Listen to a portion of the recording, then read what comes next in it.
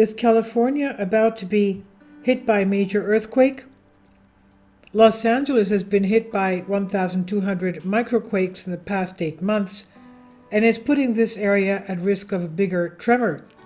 We also have a warning given to us a few days ago by USGS of a major quake in that area being imminent. They say until the year 2030, so that doesn't give us much time. Scientists identified 1,262 previously unknown earthquakes in California, tremors observed in the suburbs outside of Los Angeles. Stacy Liberatore reports Los Angeles could be at risk of major earthquake, according to what a new study suggests. Scientists from the California Institute of Technology, Caltech, detected more than 1,200 shallow earthquakes in the past 8 months, and these shallow quakes were detected about 1 mile below the surface, which can build up and create pathways for more significant ruptures on the surface, they said. The team studied Long Beach and Seal Beach. These are 2 LA suburbs that are located along the Newport-Inglewood Fault, and previous studies have suggested this fault is capable of up to a 7.4 magnitude earthquake, which is an energy equivalent of around 32 Hiroshima atomic bombs.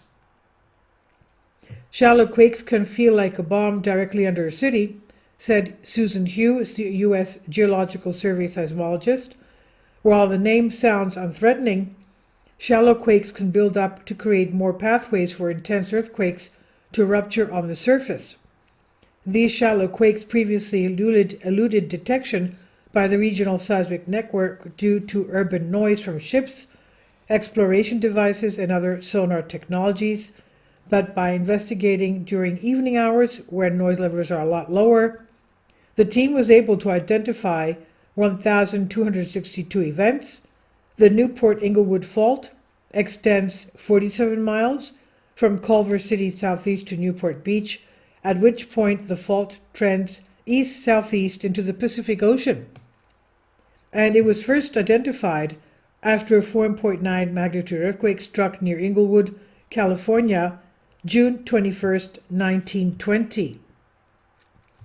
The researchers said their findings, the zone of high hazard at the surface may therefore be much wider, as the Alquist-Priolo zone indicates.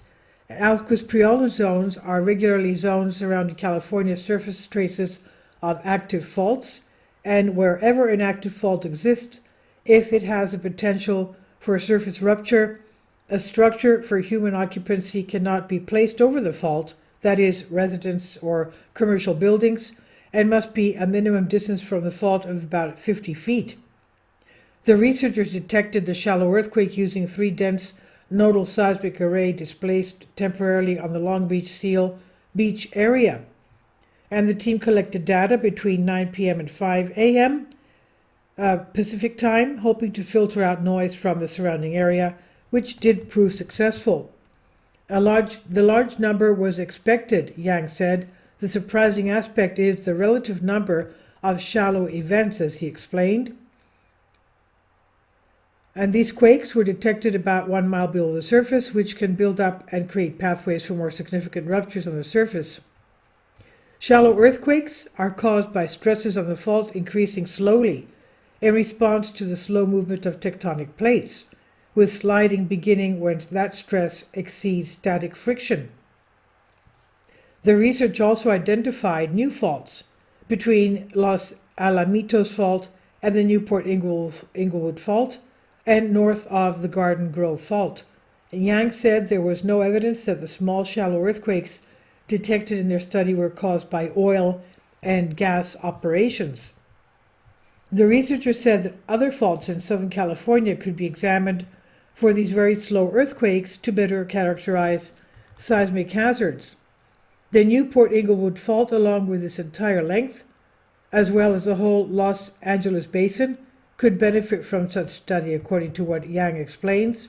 This would help to see if there are faults that have not been detected with a permanent seismic network or through geologic mapping. And while this research focuses on Los Angeles area, a report from the United States Geological Survey, USGS, released this month suggests the Bay Area is overdue for an earthquake of up to a 6.7 magnitude, and it could strike by, as they said and still say, by the year 2030. So that's in the next 7 years. Okay, so they're putting a very, very immediate timeline on it. Residents of Alameda could be in the path of devastating event.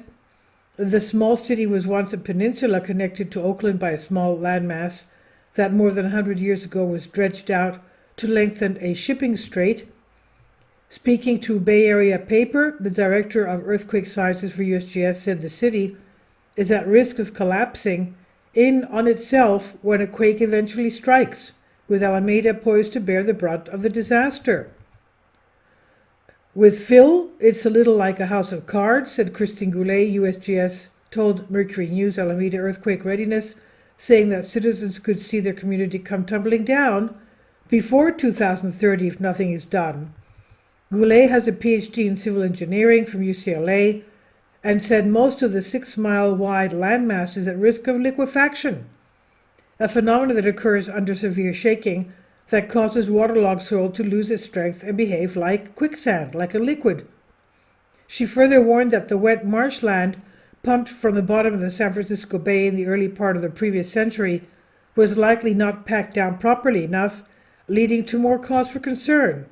So LA could be having liquefaction too. She said of this process, what happens is they dredge material from nearby sea or bay, which has a mix of clay and silt, and then they just put that in without compacting it appropriately. So you can understand what that means. And this is on Daily Mail by Stacy Libertoire. Let's go take a look at the map so you can see what's going on there today. Let's remember that today we had 7.3 in north of New Zealand, the North Island, New Zealand, and a 7.1 in Indonesia, Sumatra, Indonesia, just like Huger Beats predicted. Let's go take a look at the map concerning what's happening around Los Angeles. We are at Seismo Berkeley, Los Angeles, San Diego. This is the latest in the past hour, 1.3. Let's remember Salton Sea is a mud volcano, and this is a volcanic field. And of course, the mountains here have the high threat volcanoes of California, the San Andreas Fault, and takes up 75% of the subduction pressure from the Pacific Plate under the North American Plate, and the Walker Lane Fault system takes up the other 25% of the pressure. So this is the activity going there, as you can see. They're not very big, but they're continuous. And they're not very deep at all, as you can see. So please leave your comments, and thank you for your support. Finally, support my Patreon account. The daily posts are 5 videos daily, and they are totally different from what I have on my YouTube channel. Thank you so much for your support, and that you find all my content so interesting. You'll find the Patreon account details in the description box below.